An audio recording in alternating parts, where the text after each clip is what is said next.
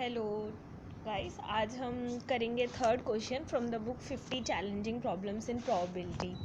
ठीक है, तो पहले मैं आपको जल्दी से क्वेश्चन समझा देती हूँ। हमारे पास है दो टीम्स, राइट। एक टीम में क्या है कि हमारे पास 3 लोग हैं और दूसरी टीम में हमारे पास एक ही इंसान है। ठीक है, अब क्वेश्चन में हमें ये पता करना है कि कौन सी टीम अच्छा डिसीजन मेक करेगी, कौन सी टीम के डिसीजन मेक करने के चांस बेटर हैं। ठीक है, हमें ये पता करना है which team has better probability to make a good decision. अब हमें क्वेश्चन में क्या दिया है कि ये फर्स्ट जो टीम है ना, इसमें तो एक ही इंसान है, तो ये जो भी बोलेगा वही डिसीजन माना जाएगा। ठीक है, मान ले 10 में से 8 बार ये सही डिसीजन लेता है, तो इस चीज़ को बोलते हैं प्रोबेबिलिटी। ठीक है, मान लीजिए इसकी प्रोबेबिलिटी 0.8 है, 10 में से 8 हो गए 0.8। इसकी प्रोबेबिलिटी डिसीजन सही मेक करने की मान लीजिए P है। ठीक है, तो वही उसकी प्रोबेबिलिटी होगी पूरे टीम की डिसीजन मेक करने की, क्योंकि इस टीम में एक ही इंसान है। दूसरी टीम में क्या है कि 3 लोग हैं, तो ये लोग कैसे डिसाइड करेंगे? हो सकता है ये 2 लोग सही डिसीजन मेक करें और थर्ड वाला गलत मेक करे। ठीक है, या हो सकता है कि लास्ट के 2 लोग सही डिसीजन मेक करें और फर्स्ट का जो इंसान है वो गलत डिसीजन मेक करे। ये 3 लोग क्या डिसाइड करते हैं कि 3 में से 2 लोग जो डिसीजन मेक करेंगे उस डिसीजन को मेजॉरिटी डिसीजन मान के एक्सेप्ट कर लिया जाएगा। यानी 2 लोग एक डिसीजन बोलते हैं और तीसरा बंदा दूसरा डिसीजन बोलता है, तो तीसरे बंदे का डिसीजन अफेक्ट नहीं करेगा। ठीक है, अब हम देखते हैं इस टीम के बारे में और क्या इन्फॉर्मेशन है हमारे पास। ठीक है, क्वेश्चन में हमें ये दिया गया है कि इन 4 लोगों में से 3 लोग जो हैं वो एक तरह से सही डिसीजन मेक करते हैं। ठीक है, मान लीजिए तीनों इक्वली पढ़े लिखे हैं, यानी मान लीजिए जैसे अगर ये 10 में से 8 बार सही डिसीजन मेक करता है, तो ये वाला बंदा भी 10 में से 8 बार सही डिसीजन मेक करता है, ये वाला बंदा भी 10 में से 8 बार सही डिसीजन मेक करता है। ठीक है, कोई वैल्यू नहीं दी गई है, इसके बदले हमें P ही दिया गया है। ठीक है, मान लीजिए वो प्रोबेबिलिटी ऑफ मेकिंग सही डिसीजन, जैसे मैंने आपको बताया फॉर एग्जाम्पल 10 में से 8 बार, वो मान लीजिए अभी के लिए P है। ठीक है, इस बंदे की भी प्रोबेबिलिटी वो P है, इस बंदे की भी प्रोबेबिलिटी B है। बट ये थर्ड टीम जो सेकंड टीम में जो तीसरा बंदा है ना, वो थोड़ा फनी गाय है। तो ये फनी गाय क्या करता है,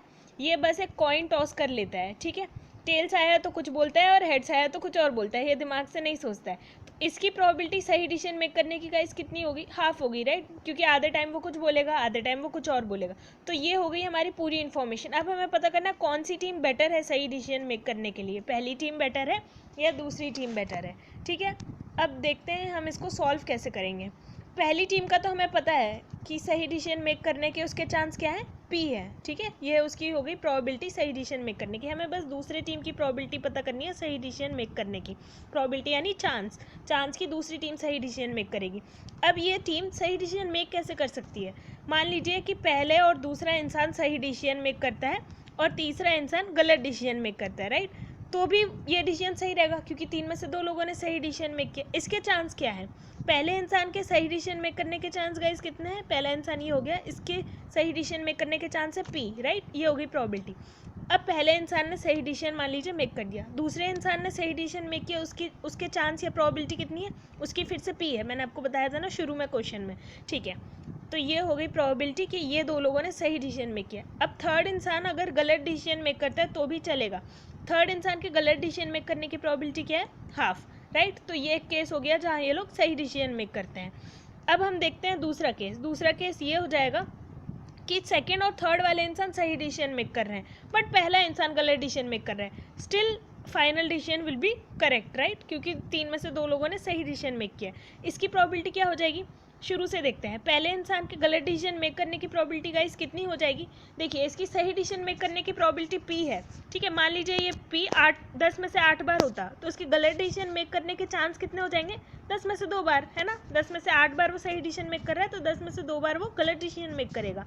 तो अगर उसकी प्रोबेबिलिटी सही डिसीजन मेक करने की P है तो उसकी प्रोबेबिलिटी गलत डिसीजन मेक करने की 1 - P हो जाएगी, है ना। सोच कर देखिए। ठीक है, तो ये हो गई उसकी प्रोबेबिलिटी गलत डिसीजन मेक करने की पहले इंसान की।